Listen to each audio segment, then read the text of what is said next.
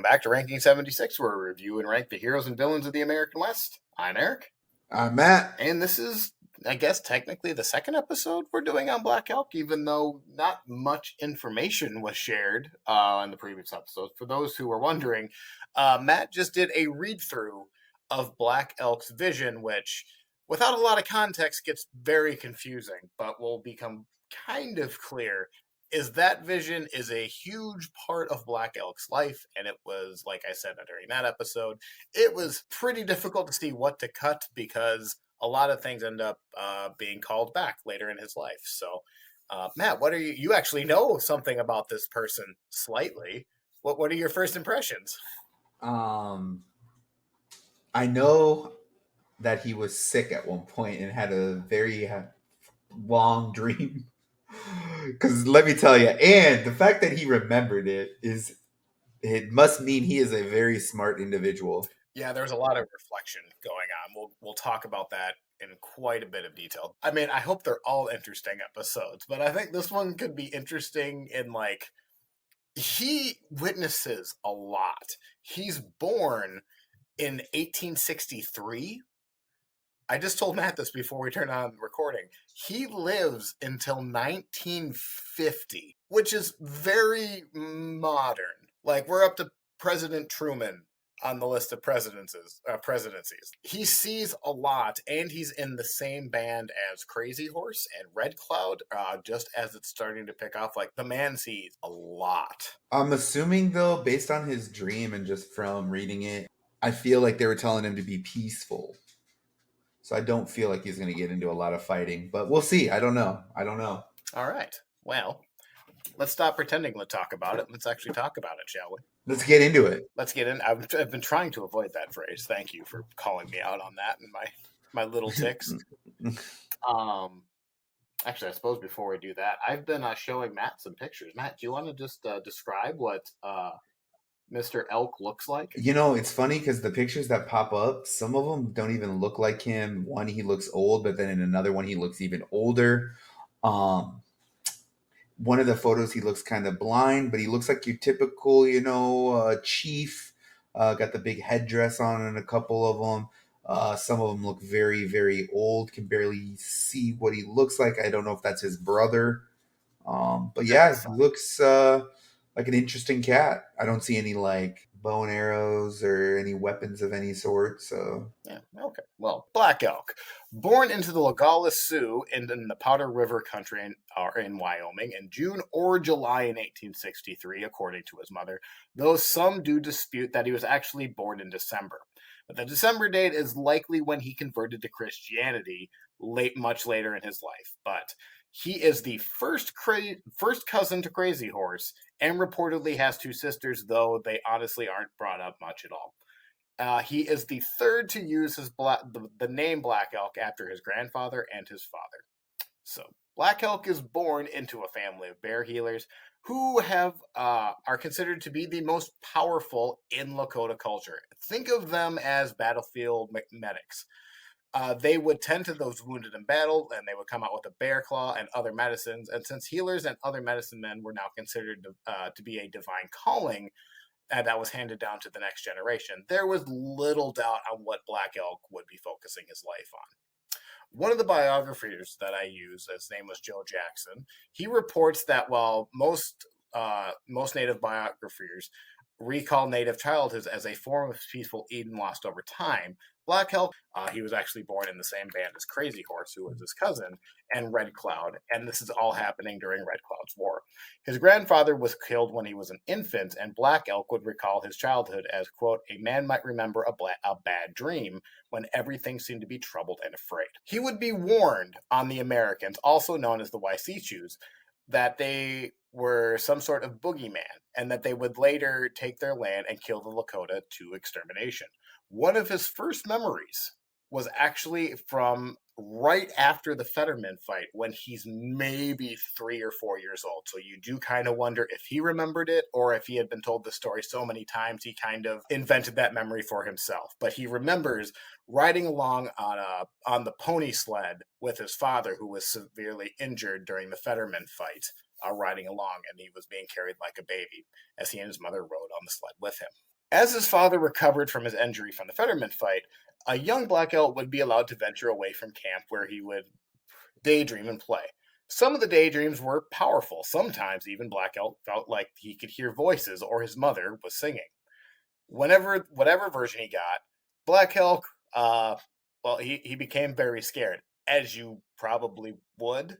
Playing out by yourself and you hear a voice, I'd probably run.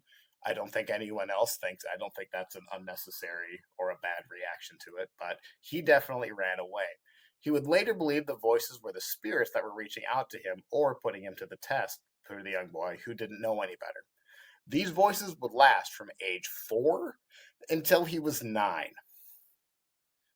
While he's hearing those voices, the Fort Laramie Treaty of 1868 is signed and sought to move the Sioux into newly formed reservation in the hopes of turning them into fathers, which I think we've all seen how that turned out.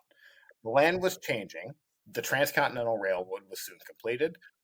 American buffalo hunters started shooting the buffalo at unprecedented levels, basically to the point of extermination. Black Elk and his family were part of the non-treaty Indians following a smaller and smaller buffalo herds.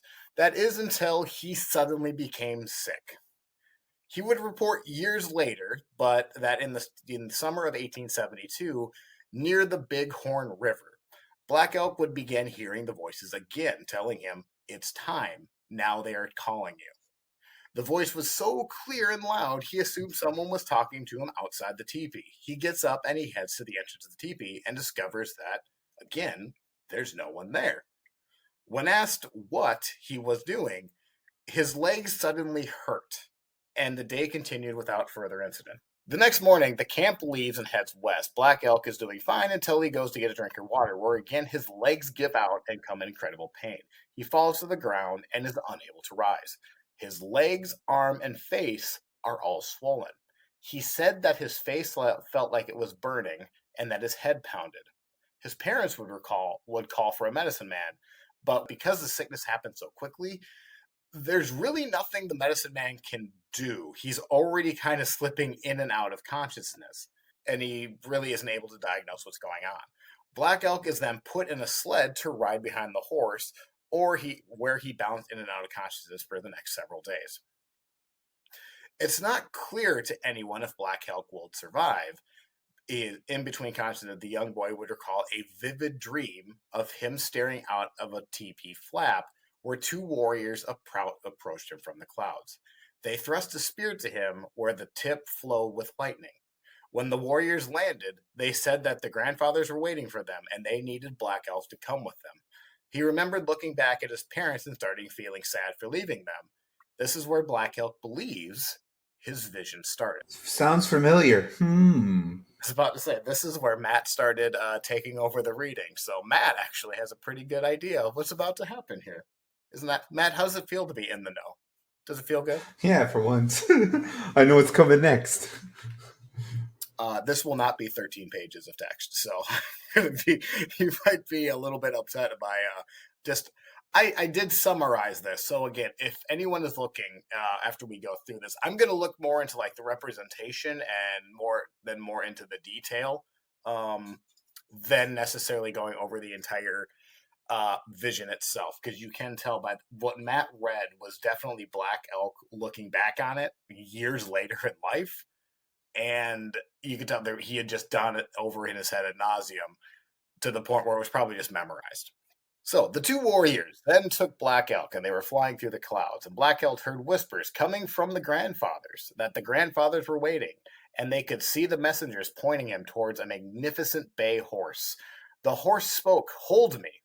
He then pointed, the bay horse, to 4 sets of 48 horses, some to the west, the north, the south, and the east. Now, in the dream, it's not pointed out, but this is something most people are going to be familiar with because this is actually in the form of the medicine wheel. The medicine wheel is kind of that circle. It's not a dream catcher, but it's definitely the circle. I think most people, when you think of Lakota symbols, that's what you typically think of. The medicine wheel consists of a circle and a cross with colors of red, yellow, white, and black. The circle represents the sacred outer boundary of the earth and often referred to as the Sundance Circle or the sacred hoop. Please remember the sacred hoop because it gets mentioned a lot in the next two episodes. So just remember And that. it got mentioned. It was brought up like about 7,000 times by the man himself when he was Yes, recounting his dream. there is a lot of like the sacred hoop is broken. The sacred like it Kind of constantly. interesting to see too, because in his dream, he talked about the colors, and that's what they are. Well, and that's what we're going to go in. So I'm going to go into the like what you'll notice.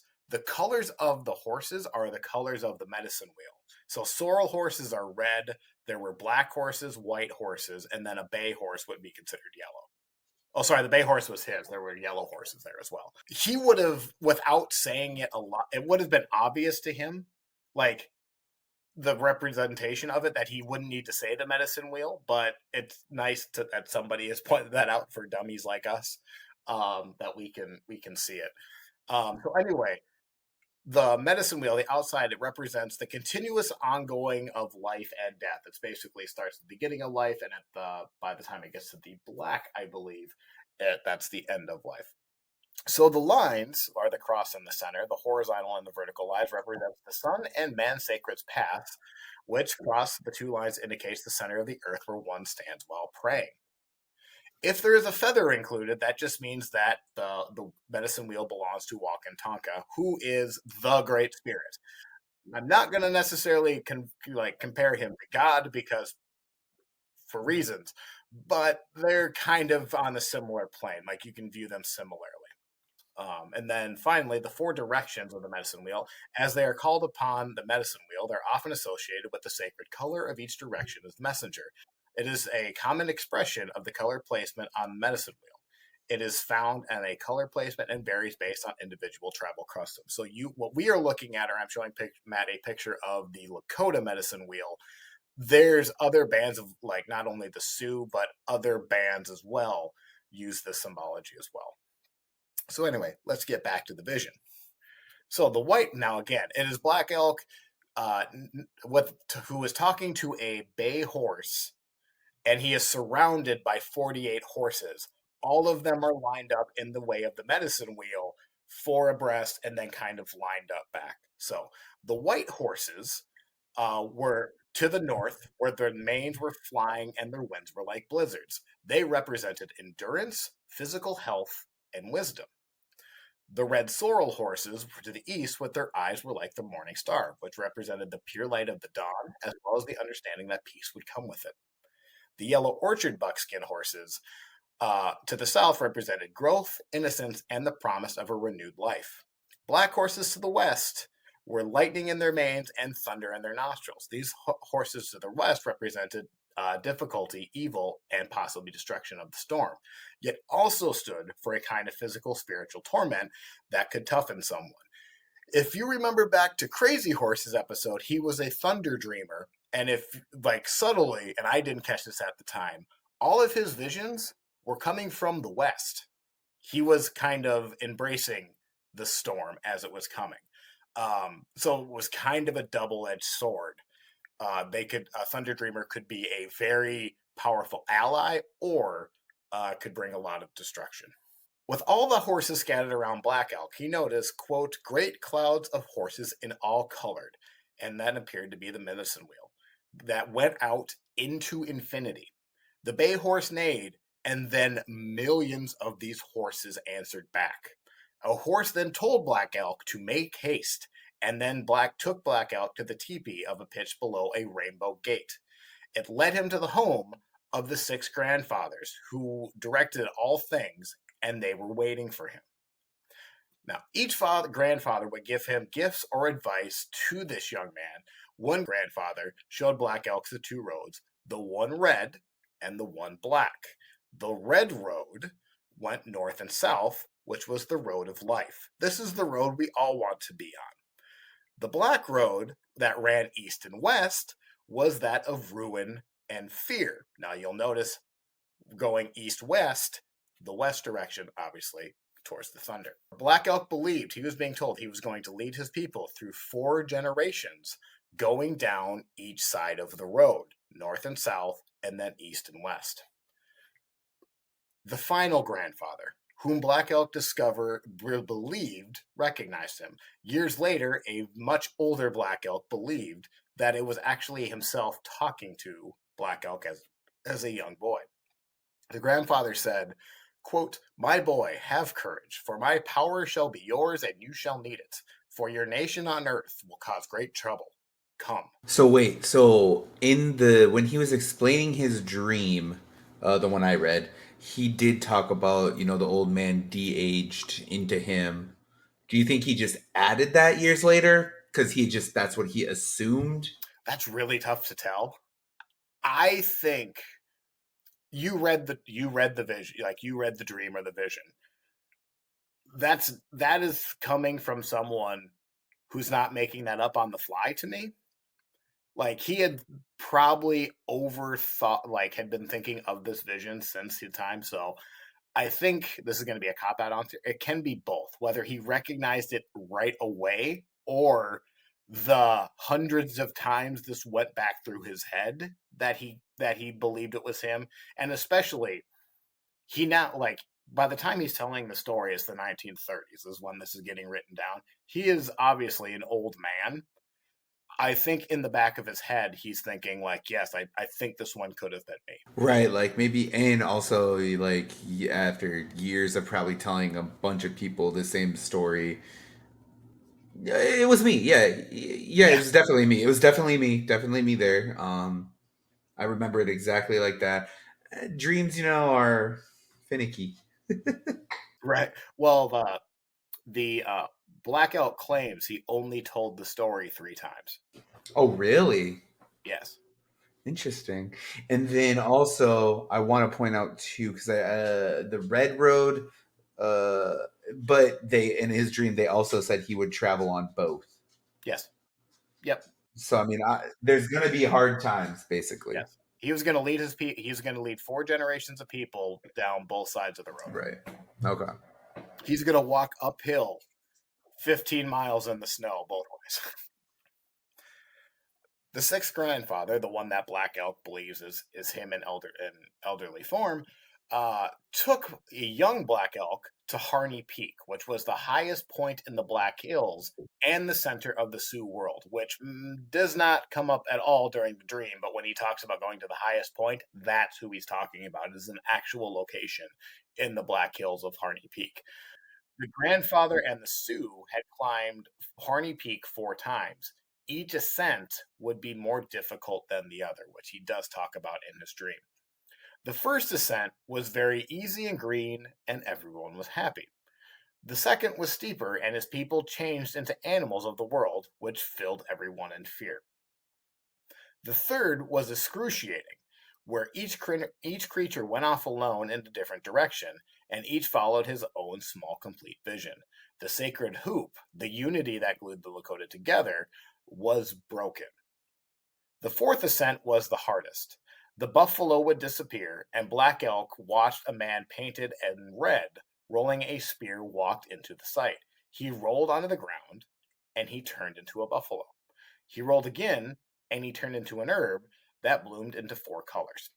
Now, that herb people have been trying to find essentially since Black Elk has talked about this vision.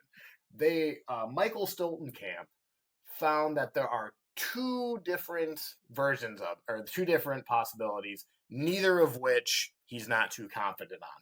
One is called the dogwood, which I'm showing Matt here. It basically has a bunch of red berries. This is the herb that Black Elk would be given, that he would pluck when he was 37 years old, and he would give it to his people.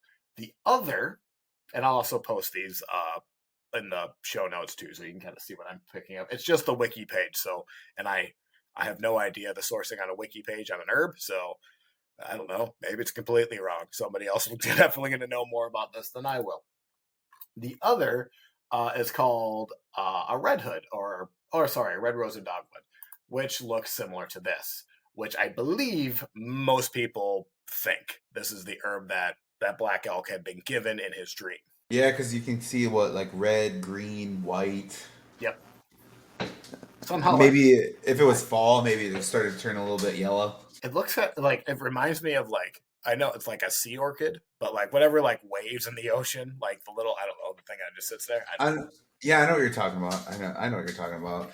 Also, like the picture I have here, it looks like there's eyes. Like it looks like I was gonna say that. I thought that's what you were getting at. Like it has like some googly eyes or it something. looks really creepy. It looks like I can't remember what Muppet it is, but it's like one of those horror Muppets where like the eyes are in the inside of its mouth, and Yeah, it's and just it's like, or like it's like someone threw acid on it, and you see all his like veins on the inside. It's like, "Ah!" so. Anyway, I love people trying on their commute trying to like picture this in their head.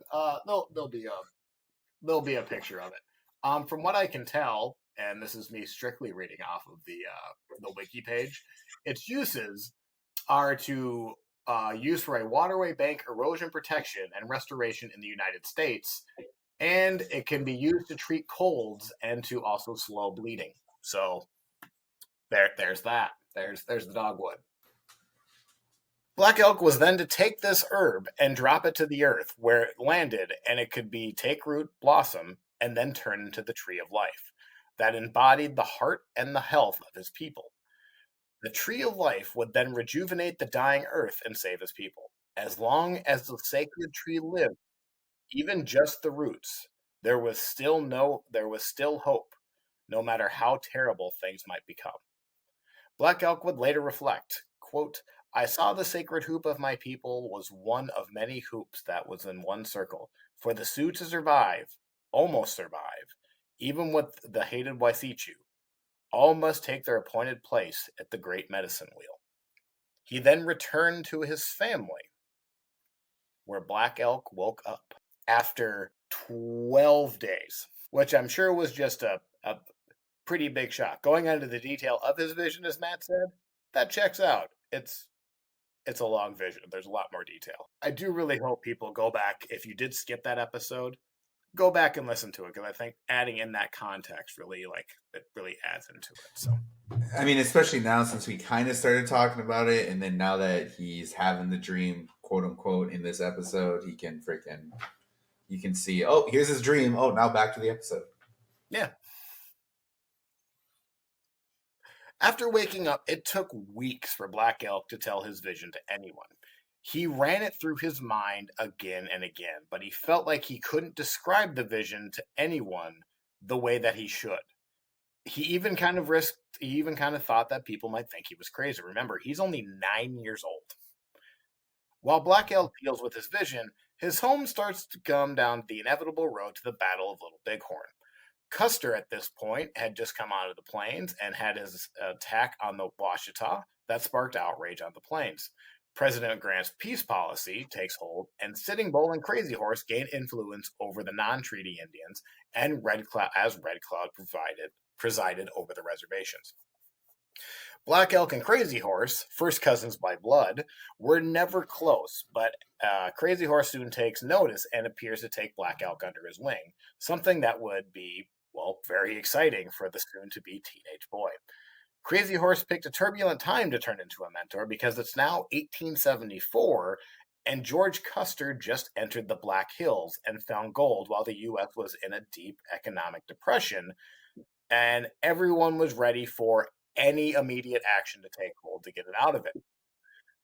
One Bismarck, North Dakota newspaper was willing to start an Indian war and didn't think anything of it. By saying, quote, an Indian war would do no harm, for it must come sooner or later. When they're talking about we really need the gold that's in the Black Hills, if they're not going to give it to us, we're going to have to take it. You will also recall from our previous episodes that the U.S. tried to buy the Black Hills outright. Leaders such as Sitting Bull and Crazy Horse politely declined the offer. Though some Sioux leaders actually did put an offer on it, and I did forget about this if I didn't mention it in their episodes, but Red Cloud suggested $600 million. Holy cow. What's the inflation on that? Uh, a metric S ton. But when you think of it, when you think of the gold and like obviously rapids like the Black Hills of our major tourism site for South Dakota, it probably was a much closer to a fair price than they probably realized. Now, Red Cloud threw out a number that was astronomical for the sake of doing it. Another chief named Spotted Bear named 70 million would suffice. The American negotiators probably just fell out of their chairs or just rolled their eyes. They offered $6 million, and after the Sioux turned that down, they put it into a bank account, and the Sioux started opening the Black Hills up for mining, regardless of the Sioux's wishes. President Grant and his staff needed to ensure the safety of those mining, and after a couple attacks from the Crow and Sioux warriors on American settlers, Grant set a deadline, the famous January deadline in January 1876, or for all tribes to come on the reservations, or they would be considered hostile. 12-year-old Black Elk and his family did not report and prepared for whatever fight was coming. The first fighting that Black Elk would take a part of was an attack on a wagon train. According to Joe Jackson, quote, Blackout seemed to step outside himself and realized he was rather small for his age, end quote. Self-doubt crept in, and he prepped himself by saying, quote, I thought I should be a man anyway, and I made up my mind that as small as I was, I might as well die there, and if I did, maybe I'd be known. Which is not the best motivating quote I've ever heard. Nobody's putting that on a poster. However, maybe I do. Maybe that's how I'm going to sign my emails. Maybe I thought I should be a man anyway. Yeah, try something new. That seems like such like a Dwight Schrute quote to me. Like, I thought I should be a man anyway. The war party left, and when they caught up with the wagon train, Black Elk would recall that when the Wyseechus, again, who are the Americans, tasked with coming out of their wagons, the warriors got in a big circle and started running inside of the oxen. Now there were two circles going around, one smaller circle around the wagon, and then outside of that, riders were running in the opposite direction, which obviously threw more confusion going in, and that's how they would attack. He would recall we rode around in circles, in a wide circle, and kept getting narrower. There were sometimes to be two circles, one inside the other, going fast in opposite directions, which made it feel still harder for us. The cavalry of the Wyseechou did not know how to fight. They kept together, and when they would come on you, they would hardly miss. We kept apart in the circle. While we were riding around the wagons, we were hanging low outside of our ponies and shooting under their necks. He was no longer afraid. Black Elk now felt invincible. Despite the feeling, Black Elk doesn't know if any Americans were killed or not, and after a few circles of the wagon, they're unable to do any real damage, where the Sioux then fell back. Which, I don't know if anybody really caught that. They're riding the horse at full sprint in two concurrent circles going opposite directions, and in order to protect themselves from fire, they are leaning over their horse and shooting underneath their neck. And that's to prevent them from getting shot. Yes. I'm sure the horse really appreciated it, but yes, that's how they Oh, protected. well, the thing is, though, so say I'm doing that, my horse gets hit, that horse is falling on me. Yes. So would I rather take a shot? Would I rather take an insta shot kill or get crushed and like suffocate? Or well, hopefully they like crush my rib cage and I just die instantly. But I mean, I understand it's like nowadays with cars and guns, right? Like in shootouts in the movies, you always see them hide behind the cars to take bullets. Except these things are creatures. But I think we're pretty safe. I think I would rather hide behind the car than. Do you know how fast I would fall off even trying to do that? I've Are never you even kidding? ridden. I've never even ridden a horse, so I've had no clue. See, we used to raise horses, and Oh, like, really? yeah, yeah, it was fun. I don't think people realize. Granted, they're riding bareback, but to get underneath to where you can shoot under their necks, that's a heck of a reach. Like, you're sitting on their back, and you have to. And you have to aim too, and pull the string. You're not even. Oh my god, they're not even holding the string, or they're not even holding like onto the horse. They're like holding That's onto their mane. They're like bear hugging their mane with like underneath, like it's almost like a cheesy action movie. Like they're underneath and shooting it underneath the neck of the horse. where it's like so it sounds so unbelievable. You're like, yeah, when you see it in a movie, yeah, okay, that could happen. It did happen. No, this actually happened here. Now, If you can do that, any listener out there that can do that, please do it and send us a video. this was terrible legal advice by Matt. You want us to get sued?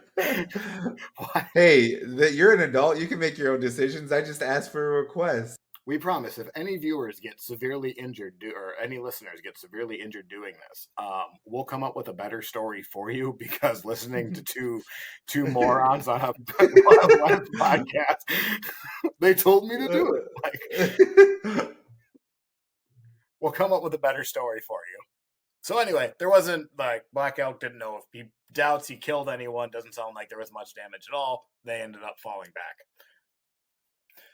By March 1876, Sitting Bull called for the Sundance to be held in early June, and a collection of natives that larger than anyone could have ever expected was now settling on the greasy grass. The army wasn't far behind. Reno and Crook were in the area, and Black Elk wanted to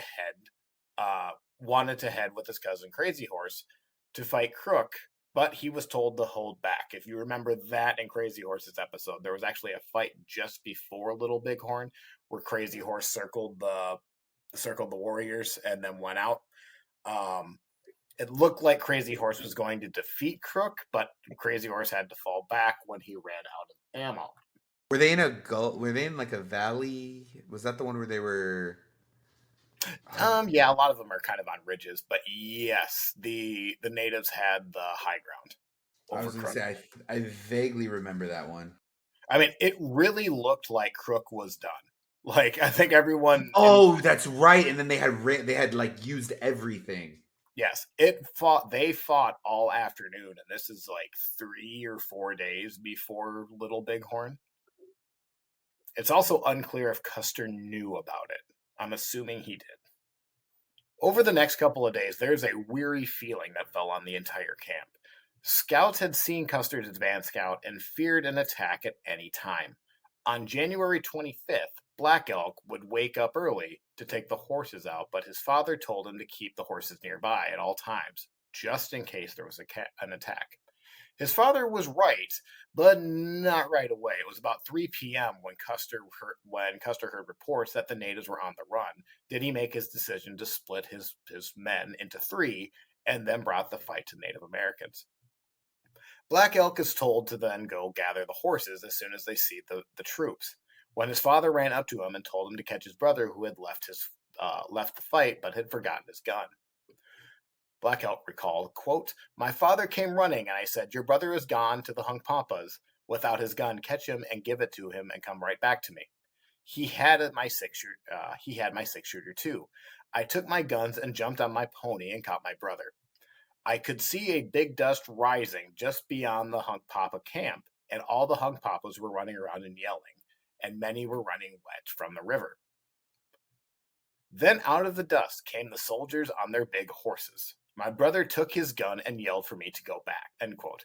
Realizing that now he was in the thick of the fight, Black Elk looked for cover and found some timber where he had recalled, quote, "A good many Hunkpapa were already there and the soldiers were shooting above us so that the leaves were falling from the trees." He could see the band of Hunkpapa and a village scramble to either flee or join the fight. He believed a chief named Gall started rallying the warriors for the Sioux to fight. Black Elk then stayed in the timber thinking about his vision. It made me feel stronger, and it was something that all my people were the thunder beings, and that the soldiers were about to be rubbed out. Then a cry came up from the dust. The famous "Crazy Horse is coming. Crazy Horse is coming." And then a loud "Hoka-hey" came out through the tribes. Knowing that Crazy Horse was about to join the fight, it helped Black Elk remain calm. Remember, Black Elk is only 12, possibly 13 years old at this time. The soldiers were backed out into a brush when Black Elk was hiding and then started to flee. He weaved in and out of horses that were going into the fight, and he saw the Americans running upstream, and the Lakota were now charging after. Black Elk now following the party. Hey, real quick, I want to back up a second, because I'm an idiot. Yep. When you said they were hanging off the horses, they were shooting guns. Yes. Why, in my mind, did I think they were shooting bow and arrows? Because I never said. So and you didn't correct me. I said, how are they doing it? They're not holding on to anything. I'm like, they got to take the arrow, knock it, use the other hand, pull the drawstring back. In my mind, I always pictured them with pistols. It never, if someone could do that with a bow and arrow, that would be amazing. That's what I was saying. How are they doing it? But seems no, fake. they're using guns. The one thing I would like to point out is, if you remember back in Crazy Horse, I got irrationally upset that everyone says Crazy Horse is coming, and then don't tell us what he did. Like, they just, yeah, he's coming. He was a brave fighter. Any details? Any good stories? Like, did he just slay Custer himself, barehanded? But no, he just fought. He was very brave. I would love some detail, and I thought I was gonna get it here, and I was ready to be excited, and then to say Crazy Horse is coming, that inspired me, and then they move on. So, not that I'm still bitter about that, but if anyone knows, that would be great. Anyway, random tangent. Sorry. I'd say it won't happen again, but it probably will. So Black Elk is now charging with his brother, which, remember, his father said to come right back. So he's already kind of breaking his father's rules. Black Elk would then remember, quote, "There were so many ahead of me, and it was all dark and mixed up. Soon all the soldiers were crowded in the river." End quote. Black Elk recalled that the fighting in the water made sounds like a large hailstorm, but once the fighting stopped, the dead were or dying laid in anguish. The Lakota were stripping dead soldiers and putting their clothes on themselves. One soldier was, quote, on the ground and he was still kicking, end quote, when a warrior told Black Elk to go scalp the man. When he attempted, the man was still conscious. He was still alive. But the dying man was gritting his teeth, and the young boy attempted to take his scalp. When he failed the first time, Black Elk, feeling bad for the human, shot him in the head so that he could successfully take the scalp. As the warriors rode off to continue the fight, Black Elk wanted to show his mother his first war prize. He rode over towards the hill, where then a large crowd of women to a large crowd of women and children. When he got to the women of the hill, they then sang and made a loud tremolo to cheer the men fighting across the river in a cloud of dust over on the hill. When he got back to his mother, Black Elk's mother gave him a big tremolo for him, and she soon saw his first scalp. He, quote, "I stayed there a while with my mother and watched a big dust whirling in the hills across the river and the horses coming out of it with empty saddles. The fight was," end quote. The fight was now essentially over, and the group believed it was safe enough to come closer, the young boys running farther ahead of their mothers to go get a better look. When they reached the soldiers, most of them were dead, but a few who weren't were soon killed by arrows of young Lakota boys, including Black Elk, who were riding around just hitting them as they saw them kick. The rest of the bodies were looted, Black Elk himself taking a pocket watch and a coat from a soldier, and I believe even a ring. He saw a soldier who was raising his arms and groaning, and shot an arrow in his forehead to end the man's life. Looking at the aftermath, Black Elk said, quote, "I could smell nothing but blood and got so sick I went back home to the others. I was not sorry at all, for I was happy. Those Waisichus had come to kill our mothers and fathers and us, and it was our country." End quote. I don't want to say cultural differences, but if I ever brought my mom a scalp. Yeah. Here you go, Mom. And then to have that met with celebration. Now I get it. How sharp is the arrow to go through someone's forehead? Well, there's a lot of force in that bow, but yes, they're sharp. But as far as a 12-year-old boy, it's braver than I would have been. I don't think I would have ran into he had his 6-shooter, but he's essentially following he's following Reno's men, if I didn't say that. Following him up a stream basically until the end of the river. Um, there is a map that I'm showing right now, and it shows like it's a good like 5 mile trap that they are charging throughout the afternoon, and he's not far from the action at all. In the aftermath of Little Bighorn, there is a the tribe spends a hard winter running the Americans. They hear word that the Black Hills were sold, and they were felt betrayed by Chief Red Cloud and the Treaty Indians. After fighting off the blizzards and freezing condition, Black Elk remembers seeing Chief Spotted Tail, who had traveled to have a family member come on the reservation to surrender. Black Elk was not a fan of Spotted Tail, and in fact thought he was uh, selling out his people. Black Elk recalled that he didn't like him when he first saw him. Quote, "He was fat with Wasichu food, and here we were learned from famine. We could not understand this, and I thought about it much. How could men get fat by being bad and starve by being good?" End quote. The thought haunts him long enough that he starts doubting his vision and wonders if it had been a dream after all. Even after the hardship, the Black Elks do not move on to the reservation. Instead, they are one of the few families to stay with Crazy Horse outside of Fort Robinson.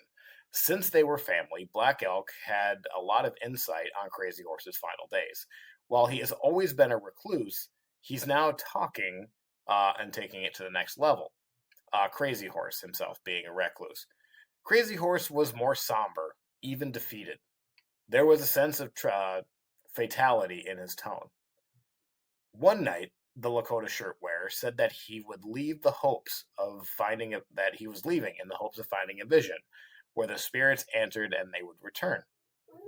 When asked by Black Elk's father, asked if he should follow and then challenge Crazy Horse's thoughts on why he was leaving when the Lakota needed him the most. Crazy Horse has said, "This country is ours, and I am doing this." And underneath his breath, he believed to have said, "All is lost anyway." After months of hunting down the Lakota, Crook would make his terms of surrender known. There would be no punishment for Little Bighorn if the Lakota came in, and they would divide up their horses, but all Lakota had to give up their guns. And if you remember, this was a big deal for Crazy Horse. He did not want to give up his guns at all. Crazy Horse brokenheartedly agreed, though, and in May 1876, they head to Fort Robinson. The Black Elks and Crazy Horse lived on Cottonwood Creek, not just as we talked in Crazy Horse's episode. While adjusting to reservation life, the Nez Perce escape. So if you remember from Chief Joseph's episodes, all of that is now starting to happen. The Americans think one of the solutions to catch them, if Oliver Otis Howard isn't able to catch them, is to have the Sioux head them off. They first ask Crazy Horse if he's the one willing to do it. And Crazy Horse essentially says, "No, I won't. Under no circumstances am I going to do that." It was a tense meeting, one that Crook would not necessarily forget. An irritated Crazy Horse said that his people had come to the reservation because they were sick of war and the Americans were too soft to catch the Nez Perce. Why would he help the Lakota? Or why would the Lakota help the Americans? Which had to sting a little bit. The rumors that Crazy Horse was angry enough to kill George Crook popped up, and when the next time the two met, Crazy Horse was to give a signal by shaking Crook's hand firmly, and then his men would kill Crook. It was then determined by historians that this was most likely a lie, and that was just straight up made up. But George Crook didn't know that, so he had to live under the pretenses of that. On the day that Crazy Horse would be murdered, the Black Elks were part of the large crowd, but were far back enough that they couldn't see in detail what would happen, at least initially. Black Elk does start making his way through the crowd when the crowd starts to become agitated. When it becomes clear that Crazy Horse was about to be arrested, he puts up a protest and refuses to go, and when Crazy Horse starts to fight back. A teenage Black Elk then did push enough through the crowd at this point and was close enough to hear Crazy Horse struggling and saw the moment when Crazy Horse was stabbed by Little Big Man in the bayonet, and the near fight that almost erupted after. From there, Not a lot is written down about what Black Elk did. His family was obviously there with Crazy Horse, who took a couple of days to die. Um, but they didn't share a tremendous amount of it. They weren't there, or Black Elk was not there the night Crazy Horse died. But when they heard the news, they mourned just as long as the rest of Lakota. But they do remember there was a small ceremony as Crazy Horse's coffin was being pulled away by a pony drag to be buried. With Crazy Horse dead, the Black Elks look towards Sitting Bull in Canada very briefly because they think now that Crazy Horse is dead, the Americans are really going to seek out vengeance. They aren't the only ones, as the American army started taking away Lakota horses. An estimated 3,000 others made their walk, but ultimately the Black Elks return less than a year after in Canada because the land was barren. There was no way for this many people to live off the land. So when Black Elk comes back from the reservation and they're settling into their new lives, Black Elk really starts having the voices that he had going into his vision when he was 9 years old. What we haven't really talked about since the start of the episode is that he comes from a long list of healers and medicine men. Now, just because his family is from a lineage of bear healers does not necessarily mean he is going to be.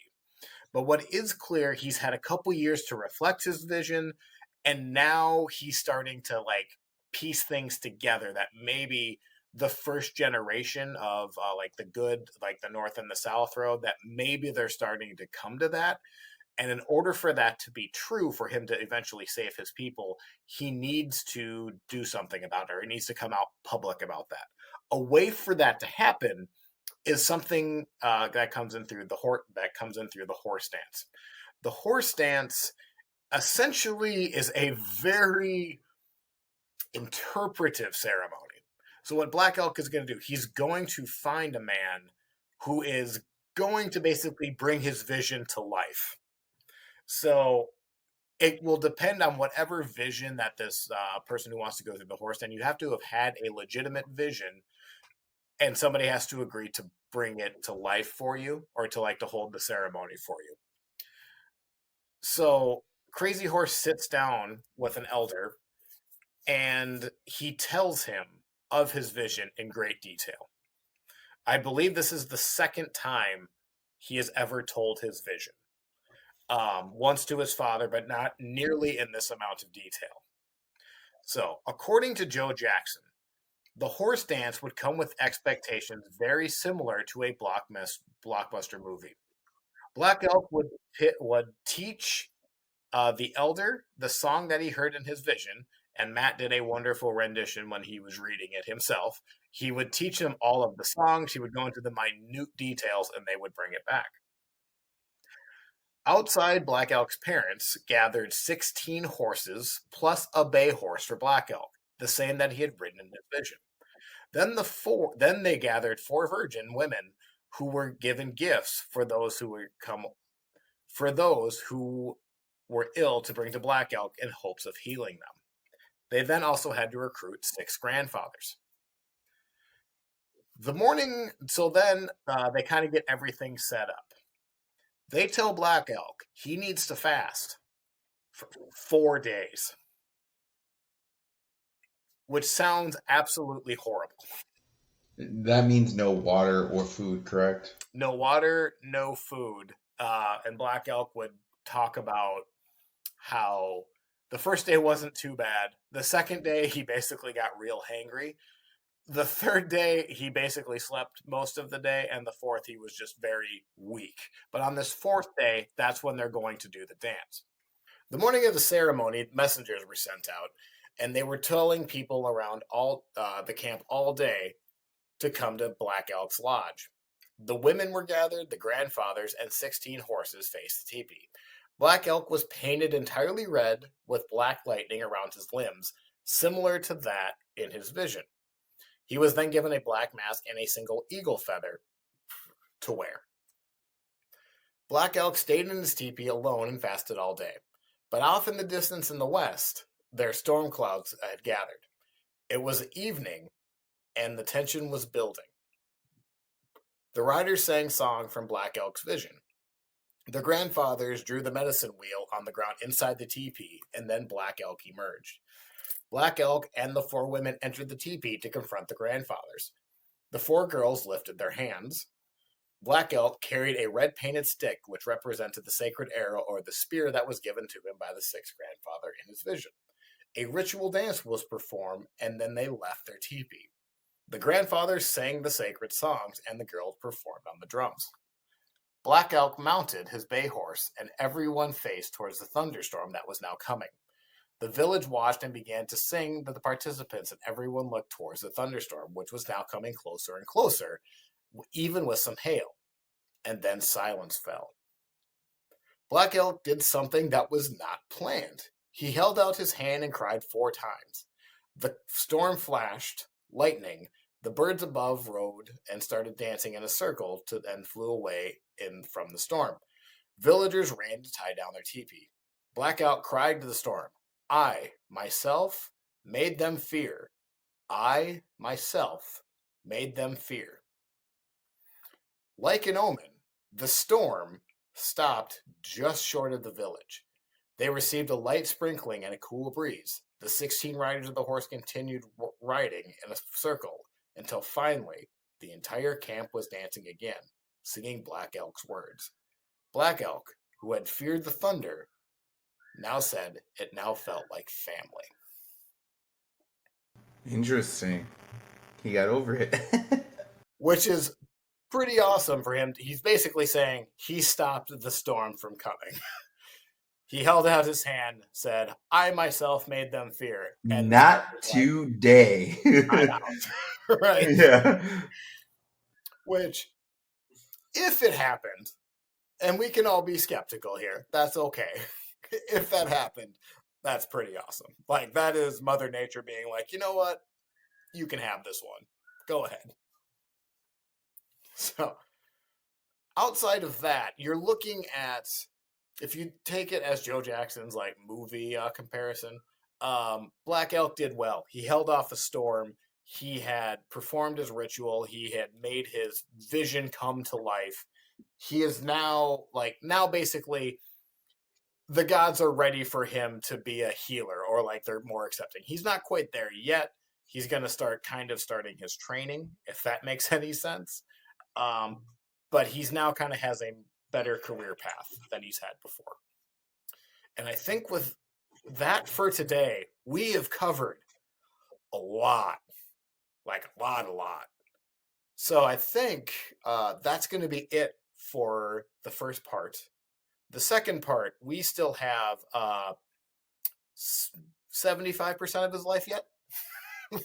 So we've covered a lot, but we've only covered about 17 years. So he lives to be quite an old man. Spoiler alert. So I think with that, we're going to say goodbye. Until next time. I'm Eric. I'm Matt.